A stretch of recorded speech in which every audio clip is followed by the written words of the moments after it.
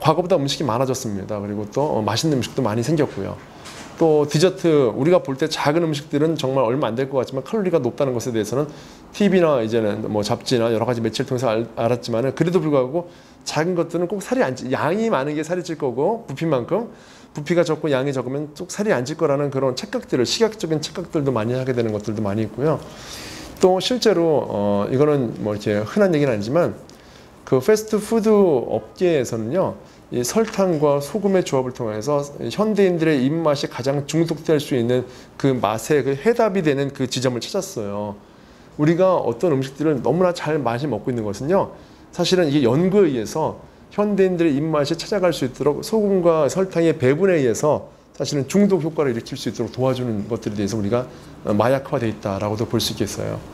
그 다음에 또 하나는 어떤 그런 결핍도 있죠. 결핍. 부모에게서 칭찬받지 못하는 아이들이 그 거절감을 통해서 스트레스를 받으면은 게임에 중독이 되고, 또는 음식에 중독이 될 수가 있습니다. 영화에서 보면은요, 애인끼리 서로 싸우다 헤어지면 여자들이 뭐예요? 많이 먹죠? 그것도 하나의 해당 사항이라고 볼 수 있겠고요. 그래서 배고파서 먹는 경우, 어떤 그런 사회적인 결여감이나 상처에 의해서 해소의 부분에서 이제 먹는 음식, 어떤 분은 술 마시듯이 똑같은 거죠. 그렇죠? 가까운 미국을 보더라도 사실 어떻게 보면 선진국이고 피트니스의 어떤 발상지기도 하는데요. 그것만 하더라도 피트니스 센터는 전 세계에서 제일 많아요. 그런데도 비만이 전 세계에서 가장 많은 곳도 미국이에요.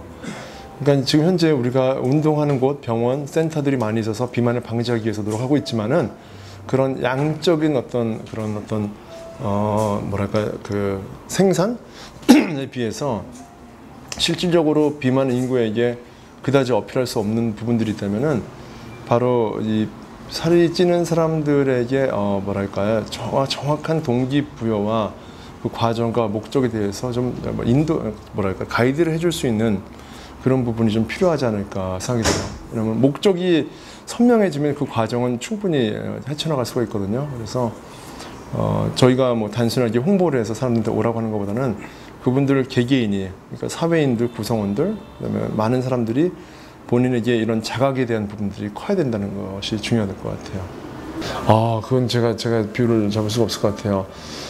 결국은 사회적인 책임이 있어서 개인이 잘 지키면 되는 거고, 사회가 아무리 열심히 정말 캠페인을 하고 프로젝트를 강행해도 안 하는 사람들은 또 안 하는 거란 말이죠. 그러니까 이거는 사실 통계를 하기는 좀 어려운 부분이지만, 결국 개인과 사회가 같이 노력해야 될 부분이고, 그래서 저는 이것이 그런 영향을 사회적으로 줄 수 있는 그런 미디어나 매체나 또는 정부에서 많이 주도했으면 하는 것이 바람이에요. 사실 말씀하신 것처럼 모든 사람들은 운동의 방법을 모르지 않아요. 이미 지식적으로도 책에 다 나와 있고 인터넷만 쳐도 다 나와 있어요. 결국은 그분들이 안 한다는 거거든요. 그러니까 할 수 있도록 끌어내주는 방법이 있는데요.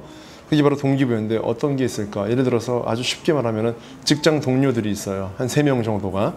한 분은 뭐 90kg, 한 분은 80kg, 한 분은 75kg인데 5kg, 뭐 6kg, 뭐 7kg씩 살을 빼야 된다고 예를 들게요. 각자가 하면은 본인 스스로 하는 것은 지쳐서 포기하거나 실패할 수가 있지만은, 같은 목적을, 소기의 목적을 가지고 있는 3명이 동료가 같이 목표의 어떤 그런 어떤 진입을 위해서 예를 들어서 하나의 설정을 하는 거죠.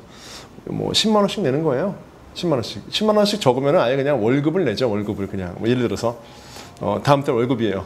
다음 달 월급을 체중을 가장 많이 뺀 사람한테 예를 들어서 월급의 전체 3명의 합산의 반을 주고, 그 나머지에서 예를 들어서 뭐 한 3분의 2 정도를 2등한 사람한테 주고, 마지막 거기서의 3분의 1 정도를 세 번째 사람한테 주자. 이런 식으로 해서 하게 되면은요, 어떨까요? 만약에 그게 가능하다면 이 직장인들은 다음 달에 월급을 3배를 받을 수 있는, 보너스를 받을 수 있는 기회를 가진 1등과, 그다음에 월급의 2배를 받을 수 있는, 거의 2배 이상을 받을 수 있는, 2배 가까이 받을 수 있는 사람과 월급의 한 반토막도 못 되게 받는 사람이 생기는 거예요. 치열할 거예요. 아마 치열할 겁니다. 한 달 동안. 이런 것도 하나의 좋은 신뢰가 될 수 있어요. 물론 돈 자체가 목적이 되어서는 안 되겠지만, 그 기간 동안에 체중을 줄이는 데 있어서 이것만큼 달콤한 것은 없을 거라고 좀 생각이 좀 되기도 하고요. 또 회사 사장님이 전 직원에게 다 체중을 잰 다음에, 체지방을 잰 다음에 그 한 달 동안 가장 체지방을 많이 뺀 사람에게는 뭐 유럽 여행을 해주시기로 한 거죠. 예를 들어서 뭐 이런 것도 굉장히 좋은 동기부여의 하나가 될 수 있겠죠. 제가 얼마 전에 제가 어디 방문했었는데 거기 리셉션에 직원들 여자분들이 3분이 있었어요. 이분들이 과자를 많이 드시더라고요. 제가 그걸 보면서 느낀 것은 뭐냐면 사람들은 배고파서만 먹는 것이 아니라는 것을 알게 되었어요. 그렇잖아요. 심심할 때 우리 많이 먹어요. 스트레스 받아서 많이 먹고 그러면 체중이 늘어나게 되고 몸이 나빠지게 되고 몸이 나빠지게 되면은 본인이 거울을 봤을 때 자신에 대한 어떤 그 자존감이 일단 손상되게 되죠. 그렇죠? 자신감도 떨어지게 될 수도 있겠고요. 또 한편으로는 뭐 성인병이 될 수 있는 여러 가지 어떤 요인의 인자들도 생길 수가 있겠죠. 그러니까 결국 궁극적으로 말하면은 행복하지 않아져요. 행복하지가 않아져요. 그 반대로 운동을 하고 건강한 식사를 하고 체중 관리를 하고 몸이 좋아지는 것에 대한 어떤 변화는 그 사람에게 신체적인 외모의 어떤 그런 완성이나 건강미뿐 아니라 자신감의 상승도 주게 돼요. 보통 우리가 그 얘기하는 그 선탠 하는 그런 수영장들 있죠. 수영 안 하고 선탠만 하는 수영장 있잖아요. 야외 수영장 이런데 뭐 해밀턴 호텔 가보셨군요. 그런데 역시 제대로 되는 곳을 아시네요. 그런데 가면은요. 그 극대화된 자신감의 표출이 거기서 나오게 되잖아요. 노출에 대해서. 그러니까 몸매에 자신 없는 사람들은 거기는 아예 갈 수도 없는 곳이에요. 그러니까 무슨 말이냐? 극대화된 자신감이 생길 정도로 그렇게 자신들의 정서에 영향을 준다는 거죠. 몸이 건강할 때는 기본적으로 바탕이 필요해요. 건강한 식사가 기본적으로 필요한 것이고요. 또 충분한 수면 관리가 있어야지만이 가능한 것이에요. 이거는 다른 말로 말하면 생활 습관이에요. 건강한 생활 습관의 바탕이 건강한 몸을 만들고 그런 습관이 결국 그런 몸을 만들과 동시에 그 사람에게 자신감의 극대화 그리고 삶의 질을 높이는 데 도움이 되죠. 왜 삶의 질을 높이느냐? 피곤하지가 않아져요. 일단은요. 아침에 일찍 일어나도 밤에 좀 늦게 자더라도 그리고 또 술을 마시지는 않잖아요. 또 그러니까 본인이 취미하는 활동, 본인이 좋아하는 일들, 본인이 하고 싶은 공부를 더 집중해서 할 수 있는 좋은 체력의 근원이 되기도 하거든요. 그러니까 결론적으로는 몸뿐만 아니라 그 사람의 정서적인 어떤 가치나 삶의 질이 함께 상승된다고 볼 수 있겠죠. 뭐 이병헌 씨 같은 경우에는 뭐 제가 자주 거론했던 부분인데 사실 아이돌도 아니고 20대도 아니고 30대 후반에 운동을 시작했는데도 불구하고 20대에 정말 그런 스타들 못지않게 더 좋은 몸으로 드라마나 영화에서 나왔기 때문에 많은 사람들이 격감을 받았잖아요. 제가 그때 보여줬던 게 뭐였냐면은 톰 크루즈하고 윌 스미스하고 브래드 피트 사진을 보여줬어요. 그분들은 이미 50대예요. 50대 중반 정도가 됐어요. 이제 내일 모레 환갑이 되는 분들인데도 불구하고 그 데뷔 때인 22년 전 그 이전의 모습과 지금 모습이 크게 변화되지 않았어요. 아실 거예요. 그렇죠? 사람은 그 사람의 정신은 늙지 않아요. 생각은 늙지 않아요. 그대로예요. 그런데 몸만 늙는 거예요. 그래서 제가 그랬어요. 연기자로서 몸이 늙지 않는다면 계속 절정의 어떤 그런 연기의 주인공이 될 수 있을 수 있다. 그래서 그 할리우드 스타 같은 경우에는 데뷔 때나 지금이나 아직도 그 역할을 대체할 수 있는 사람이 없다라는 것에 대해서 얘기했죠.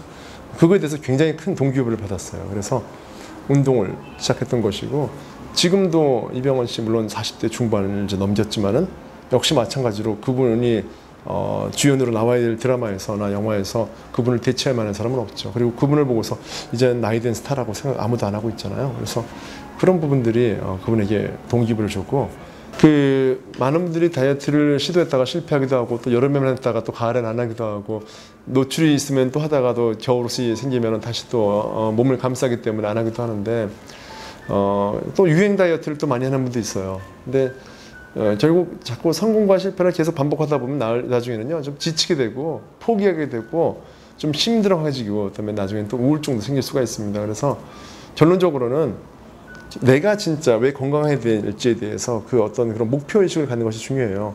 예를 들어서 가장이에요. 우리 고속도로 운전하다 보면은 써 있죠. 아빠 안전벨트 뭐 이렇게 써 있잖아요. 그게 왜예요? 그 보통 자신은 과속을 해도 위험하지 않을 거라 생각하는데 그걸 보는 순간 우리 가족을 생각하면 내가 안전벨트를 매도록 하기 위한 부분을 보여주는 거예요. 그럼 안전벨트를 매게 됩니다. 실제로. 똑같아요. 내가 건강해야 돼요. 이유는요. 내가 가장인데 내가 건강해야지 내 가정을 지킬 수가 있는 거죠. 그리고 내가 엄마예요. 건강해야지 남편을 챙기고 아이들을 내가 정말 잘 기를 수가 있는 거고요. 또 학생이에요. 내가 건강해야지 지금 열심히 공부해서 앞으로 내가 하고 싶은 진로를 통해서 앞으로 나아갈 때 그 일을 통해서 내가 정말 뭔가를 이루려고 할 때 이 건강이 수반되어야지만이 내가 원하는 꿈도 현실로 이룰 수가 있게 되는 거잖아요. 그러니까 그런 각자의 어떤 사회 구성원들이 자기가 가지고 있는 현재의 포지션 또는 미래의 꿈을 꾸면서 내가 건강해야 될 충분한 어떤 그런 명분과 당위성을 발견해야 된다고 저는 생각을 해요. 사람들한테 과시하기 위한 몸, 그냥 몸짱으로서의 몸은 나 하나만 만족하면 그만이지만 내 몸이 다른 사람들을 정말 행복하게 하고 건강해질 수 있고 평화를 줄 수 있고 다른 사람들에게 뭐 일자리를 창출해 줄 수도 있고 영향을 줄 수 있다면 이건 단순한 그냥 한 개인의 몸이 아니에요. 그래서 나는 굉장히 소중한 어떤 사람이다. 가족에게, 사회에게, 직장에서 또는 친구들에게 그런 관점을 뚜렷하게 좀 가졌으면 좋겠습니다.